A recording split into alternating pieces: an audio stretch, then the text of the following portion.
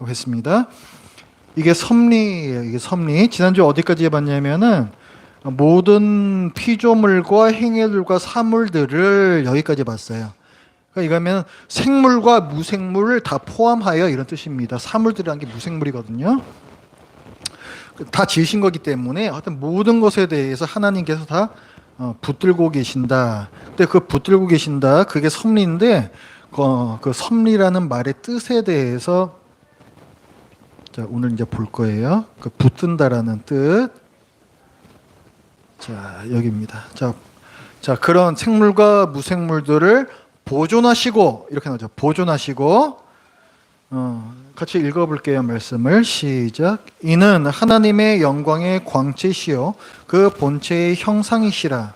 그의 능력의 말씀으로 만물을 붙드시며 죄를 정결하게 하는 일을 하시고 높은 곳에 계신 지극히 크신 이의 우편에 앉으셨느니라. 여기서 보면 이게 예수님에 대한 말씀이거든요. 근데 어떻게 예수님께서 하시는 일이나 어디 삼위 하나님께서 같이 항상 일을 하시기 때문에 관계없어요. 하나님께서 이 일을 하신다라고 그냥 보면 되는 겁니다. 하나님께서 어떤 일을 하시느냐? 그의 능력의 말씀으로 만물을 붙드신다라고 할 때 만물을 붙든다라는 게 이게 섭리의 뜻이에요. 붙들고 계시기 때문에 놓고 계시지가 않는 거예요. 붙들고 계시기 때문에 하나님께서 뜻하시는 바대로 움직여 가실 수가 있는 거예요. 우리가 어렵고 힘든 상황에 있어서도 하나님께서는 우리를 계속 붙들고 계세요. 그래서 섭리의 교리는 특히 힘들어하는 신자에게 큰 위로를 줍니다. 자, 하나님께서 그래서 이게 지금 보존하시고에 대한 부분이었죠. 하나님께서 우리를 붙들고 계시기 때문에 우리를 지키고 존재케 하신다는 거예요. 그게 보존한다는 뜻이에요. 그죠? 지켜주고 존재케 한다. 그게 보존이에요. 그럴 능력이 있으신 분이기 때문에 그런 거예요.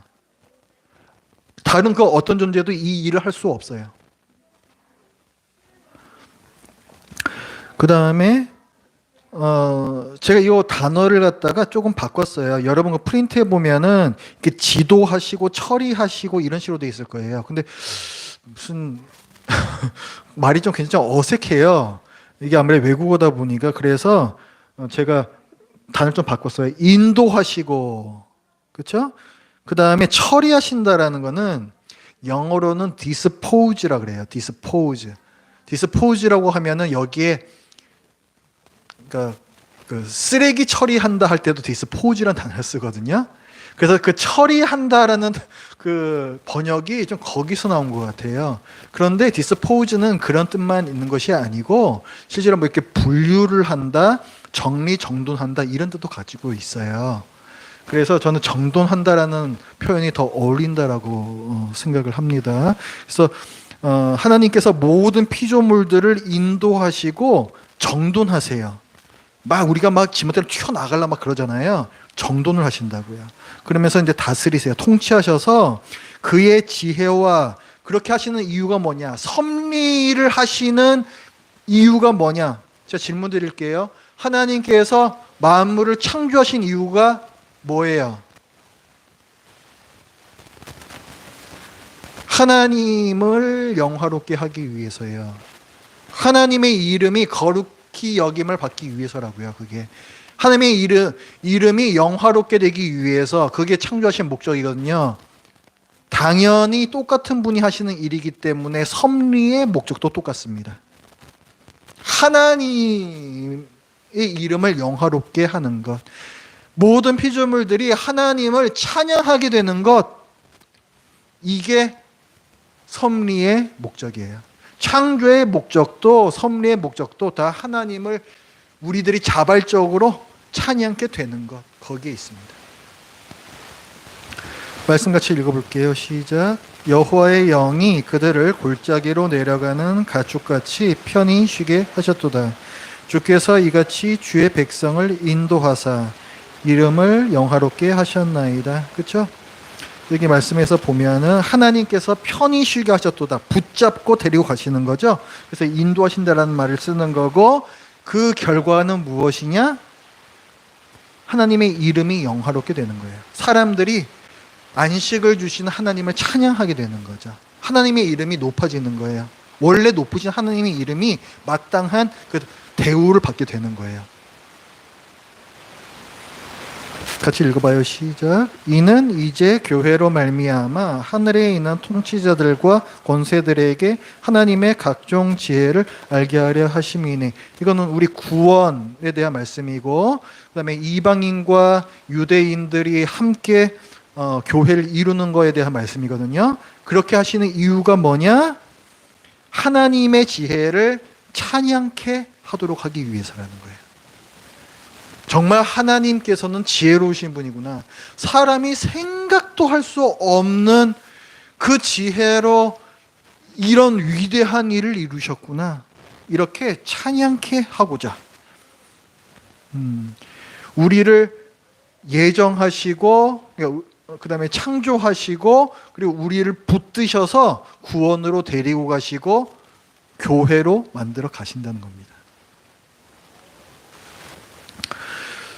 바로에 대한 부분인데, 악인이죠. 바로는 악인도 붙들려 있어요.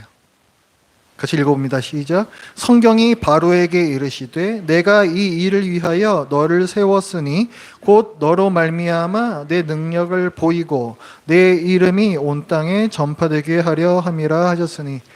바로가 하나님께 순종하지 않아요. 10번의 재앙을 그렇게 두들겨 맞고 겨우 이스라엘 백성을 내보낸 척했는데 또 마음이 바뀌어서 또 말 타고 두두두두두 또 쫓아가죠. 그러다가 홍해에서 멸망당한단 말이에요. 바로가 하나님께 거역하면 거역할수록 하나님께서는 계속해서 더 큰 능력을 보여주세요.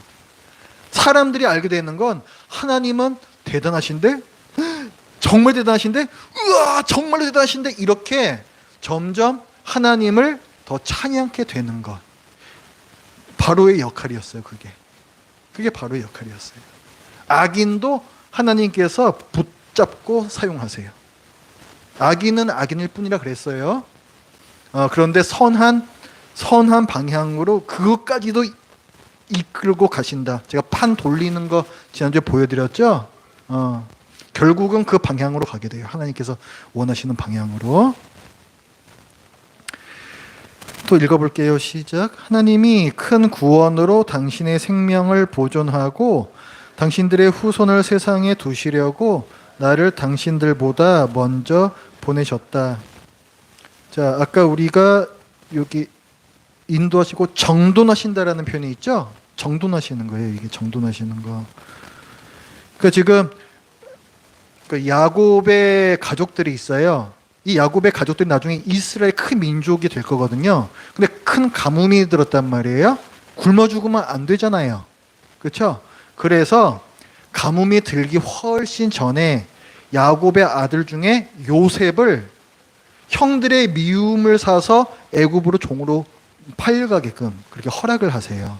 그래서 그곳에서 요셉이 우여곡절 다 겪고 애굽의 총리가 되고, 그 다음에 가뭄을 이길 만한 지혜를 내서 그곳을 다스리고 있는 동안에 야곱의 가족들이 가뭄을 피해 오게 되죠. 그게 보존이 된단 말이에요. 그러니까 이 하나님의 백성이 될 이스라엘을 보존하기 위해서 요셉을 이쪽으로 미리 데려다 놓으시는 정리정돈을 해 놓으신 거예요. 그래서 정돈하신다라는 표현을 쓰는 겁니다.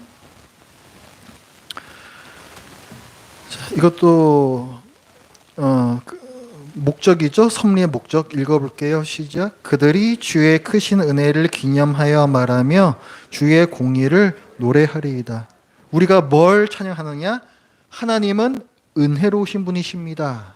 찬양하게 될 것이고, 주의 공의, 하나님은 공의로우신, 의로우신 분이십니다. 이거 우린 찬양하게 될 거예요. 마지막 날에 모든 사람들의 입에서 이 찬양이 터져 나올 겁니다.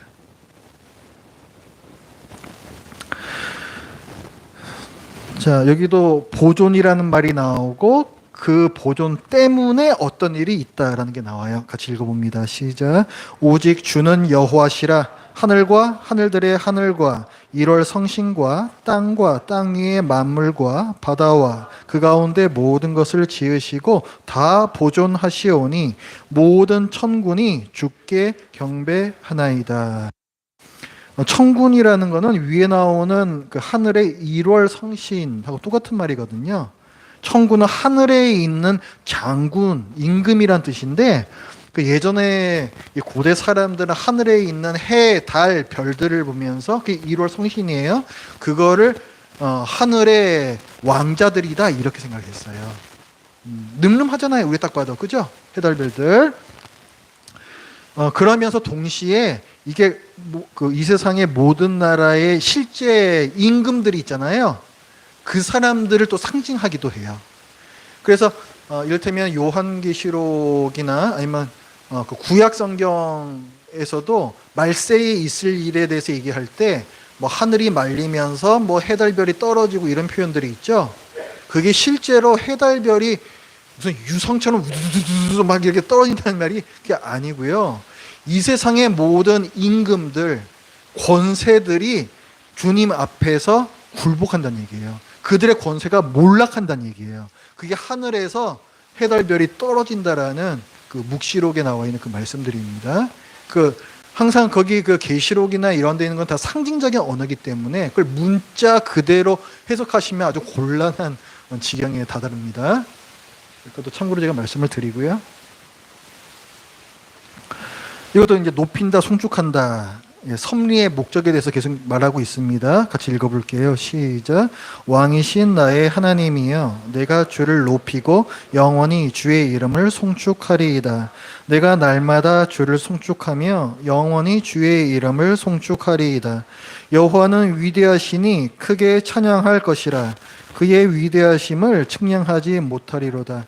이렇게 해서 145편이 굉장히 길어요. 제가 3개의 절만 갖고 왔습니다. 끝까지 이렇게 찬양합니다, 높입니다, 송축합니다 이렇게 되어 있어요. 전체가 하나님의 이름을 높이는 것입니다.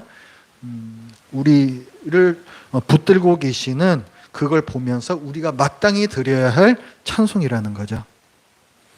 자, 오늘 여기까지입니다. 혹시 질문이 있으시면 하시기 바랍니다. 없으시면 마치겠습니다. 수고하셨습니다.